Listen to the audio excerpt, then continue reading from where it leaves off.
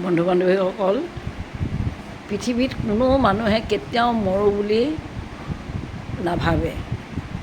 যিসকলে ছুইচাইড কৰে বা মৰো কৰি থকাবিলাকে কিন্তু মৰিব নোৱাৰে। আৰু যিবিলাকে ছুইচাইড কৰে সেইটো হৈছে বেমাৰ, সেইটো তেওঁলোকৰ মানে ভিতৰি এইটো আহি থাকে আৰু সেইটো তেওঁলোকে সেইটো গৈ মানে ছুইচাইড কৰেগৈ।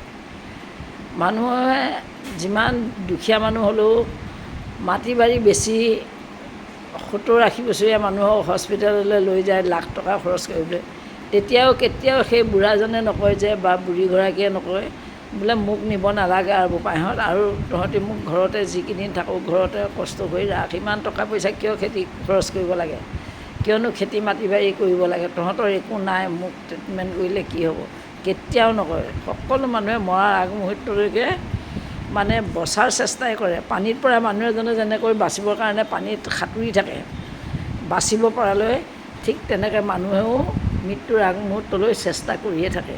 টকা পইচা থকা মানুহেতো কত দেশ বিদেশ ৰাছিয়া আমেৰিকা পৰ্যন্ত লৈ যায় ট্ৰিটমেণ্ট কৰিবলৈ, দুখীয়াবোৰে বাৰু আমাৰ তলৰ খাপতে থাকে।